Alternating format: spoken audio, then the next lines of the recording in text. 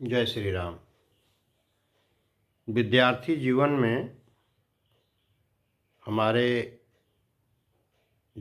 शादी तो बहुत पहले हो गई थी। जब मैं इंटरमीडिएट में था तभी मेरी शादी हो गई। बीएससी में मेरा गौना आ गया। तो हमारे जो बड़े साले थे उनकी सत्संग में, संत मिलन में बड़ी रुचि थी। वो ये पता लगाते रहते थे कि कहाँ कौन से संत आए हुए हैं।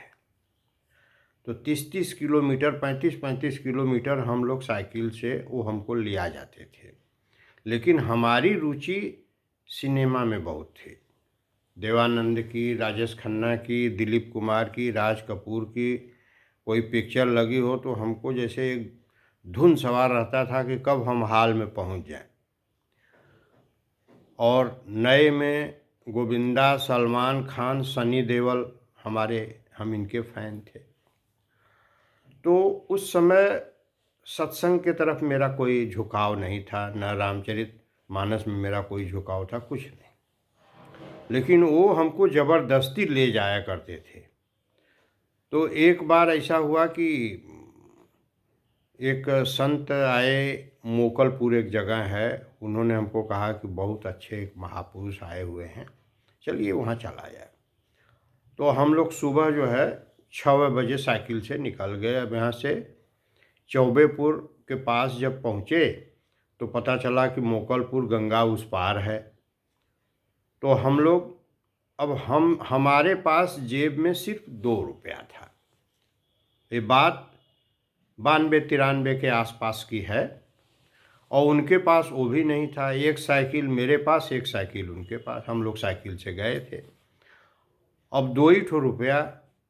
और हमारे मन में ये भी था कि संत दर्शन करने के लिए चल रहे हैं तो खाली हाथ नहीं चलना चाहिए।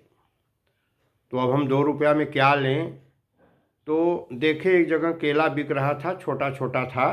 तो हम सोचे सस्ते में मिल जाएगा। हमने कहा भैया कैसे है, कहे 5 रुपया दर्जन। हमके 4 में लगा दो यार, 2 रुपये का आधा दर्जन मिल गया। हमके संत जी को चढ़ाना है भाई, 2 रुपये में दे दो यार। तो 2 रुपये में उसने आधा दर्जन केला दे दिया। अब समस्या आ गई, हम लोग गंगा किनारे पहुंच गए तो वहाँ एक ही नाव थी, वो नाव चलती थी।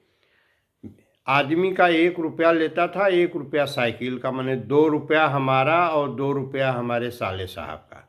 4 रुपया आती और 4 रुपया जाती। 8 रुपये का खर्च था। यहाँ 8 पैसा जेबा में नहीं था। तो हम सोचे कि अगर नाव वाले से हम कहते हैं कि हमारे पास पैसा नहीं तो बैठेबे नहीं करेंगे। तो हम लोग नाव में बैठ गए। अब जब उतरने का समय आया तो हम सोचे कि अब पोल खुलने वाला है। तो हमने नाव वाले से कहा, हमके भैया क्या बताएं, पैसा एक को है ही नहीं है, क्या करें।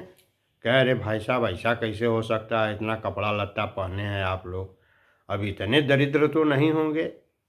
हमके नहीं भैया क्या करें, एक अधेला नहीं है, 2 रुपया था, यही केला ले लिए, संत जी को चढ़ाना है। तो हम देखे कि उसका चेहरा एकदम उतर गया, बड़ा मायूस हो गया। तो हमको बड़ा कष्ट हुआ। तो हमको एक जाने दीजिए, संत जी को नहीं चढ़ाएंगे। और वो केला हमने उन्हीं को दे दिया। हम कहे भैया आपको बहुत तकलीफ़ हो रहा है और तो कुछ है नहीं, एक केलवे रख लीजिए। तो केला हमने उनको दे दिया और वो ले भी लिए। हमने एक रिक्वेस्ट किया, हम लोग उधर से जब लौटेंगे तो हम लोगों को पार उतार दीजिएगा, नहीं हम लोग उधर रह जाएंगे। तो गंगा उस पार करके जब हम लोग संत के आश्रम पर पहुँचे तो वहाँ कोई आश्रम नहीं, नीचे अंडरग्राउंड में थे महात्मा जी। और वहाँ चारों तरफ टापू दिख रहा था और एक छोटा सा बगीचा था जहाँ 4-5 ठो पेड़ रहे होंगे, 2 ठो बोरा रखा हुआ था। और एक लड़के जैसे एक मचान टाइप का था, गांव में जैसे रामलीला वगैरह खेलते हैं लड़के, मचान। हम लोगों ने मचान पर ध्यान दिया नहीं। उसी मचान पर वो महात्मा जी जब निकलते थे अंडरग्राउंड से, ज़मीन के नीचे से, तो उसमें वो बैठते थे। अभी 11 बजे का समय, अप्रैल का महीना। और एक सज्जन वहाँ किसान टाइप के थे, कहे भैया वो 3 बजे निकलते हैं महात्मा जी, उसके पहले निकलेंगे नहीं, आप लोग बोरा ले लीजिए, बिछा लीजिए, या तो जाइए 3 बजे आइएगा। 3 बजे वो निकलते हैं। तो हम लोग सोचे कहाँ जाएं, इतने दूर से आए हैं, तो वहीं बैठ गए हम लोग। अब घर से चाय पी करके ही चले थे, भूख बड़ी तेज लगी। अब इधर उधर देखने लगे हमके कि कुछ मिलता तो खाते, अब कहीं यहाँ से क्या मिलेगा। तो हम वहाँ थोड़ा थोड़ा बौर में आम में टिकोरा छोटा छोटा लगा था, लेकिन वो खाने लायक नहीं था। अब आँख कान निकल रहा था भूख के मारे। तो करीब 1-1:30 बजे के आसपास एक आदमी कंधे पर गमछा रखे, एक हाथ में बाल्टी लोटा लिए और एक हाथ में टिफिन लिए चले आए। और दूर दूर तक टापुए दिखाई पड़ रहा था, कोई बस्ती नहीं था।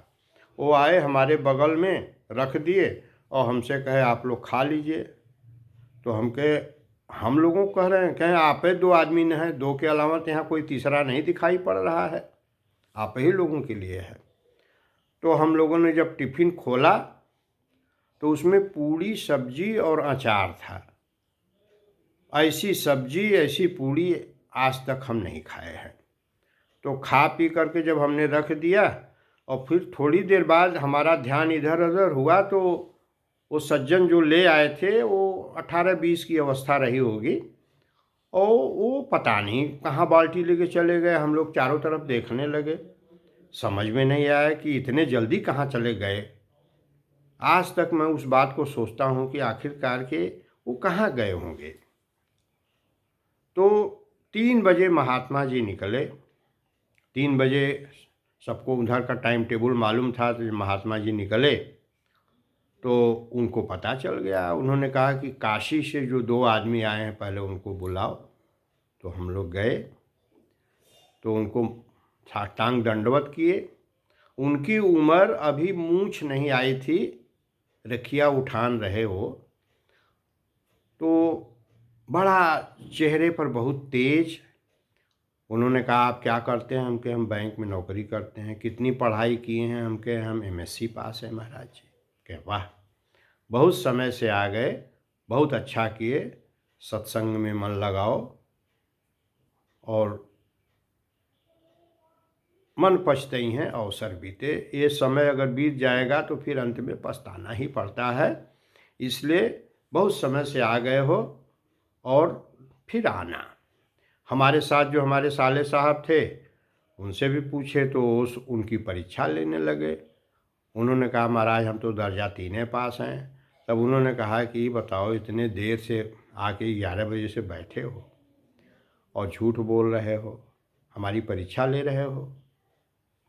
उसके बाद उन्होंने कहा कि आप लोग खाना खाए? हम कहे हाँ महाराज। लेकिन ये हमारे दिमाग में नहीं आया कि वो खाना कहाँ से आया था। महाराज मुस्कराए, उसके बाद हमको आशीर्वाद दिए, कहें जाइए फिर आइएगा। वहीं हमने उनको दंडवत प्रणाम किया और फिर आए। यहाँ चिंता ये थी कि नाव वाला 4 बजे के बाद गायब हो जाता। आए तो नाव वाला इंतज़ार कर रहा था, कहा जल्दी आइए, बस यही अंतिम है, इसके बाद नाव नहीं चलेगी।